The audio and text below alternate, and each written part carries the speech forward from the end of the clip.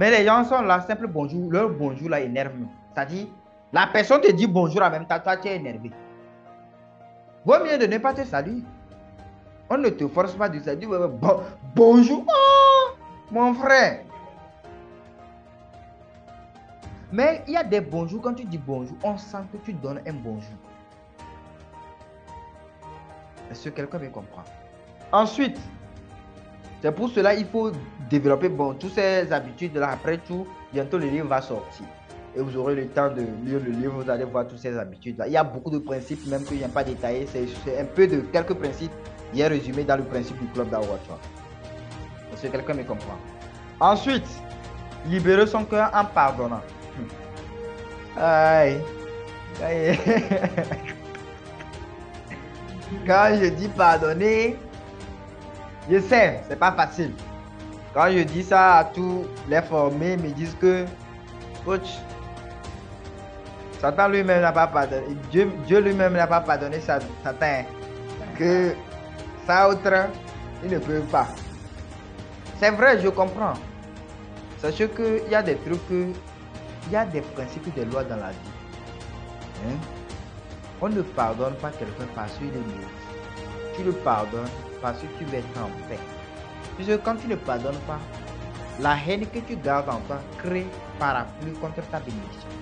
C'est-à-dire, c'est comme si ta bénédiction pleut comme la pluie. Et comme ton cœur est sombre, lorsque le ciel s'ouvre, la bénédiction descend, ton ciel referme le ciel.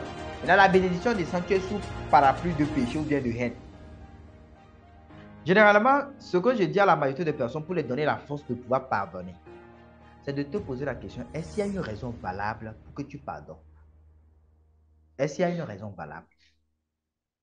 Ici, c'est le succès contre le pardon. Ton succès contre le pardon, tu choisis quoi? Puisque si tu ne pardonnes pas, tout ce que tu fais là, ça ne va pas marcher. Voilà. Maintenant, on te dit, c'est ton succès contre le pardon. Maintenant, le pardon, sachez que quelqu'un qui veut te tuer, je le pardonne. Cela ne veut pas dire que je vais aller rester avec lui, manger, on va faire... Je te pardonne, je ne t'en veux pas du mal ou quoi que ce soit, mais reste loin de moi. Est-ce que quelqu'un me comprend? Cela ne veut pas dire que quand on pardonne, on doit être forcément bien mangé. Non, non, non. Quand Jésus chassait les démons, il ne chasse pas des démons, vous dites, les démons viennent, maintenant on va être amis. Non. Est-ce que quelqu'un me comprend? Puisque quand c'est pas bon, on chasse pas ou bien on pardonne. Ça ne veut pas dire, par exemple, quand on chasse les démons, quand on les chasse, ça ne veut pas dire qu'on garde la haine contre eux. Non. Je le pardonne, ça ne me regarde pas. Va, c'est ton problème. Ce que tu as semé, tu vas récolter. Est-ce que quelqu'un me comprend? Est-ce que ça peut arriver? Maintenant, si vous arrivez à comprendre comme ça, vous allez pardonner facilement. Et l'une des choses que moi j'ai remarqué, lorsque vous analysez votre histoire sur 2 générations, 3 générations, hein, vous allez, si ceux qui vous ont blessé dans votre famille, vous allez pardonner mieux. Puisque vous allez voir que l'histoire se répète dans la famille. C'est comme si c'est un esprit qui manipule les gens. C'est-à-dire quand tu analyses l'histoire sur 2 ou 3 générations, tu vas voir que la maman de celui-ci aussi était comme ça, papa était comme ça, comme ça, comme ça. Ils reflètent les mêmes types de comportements, les mêmes types de trucs.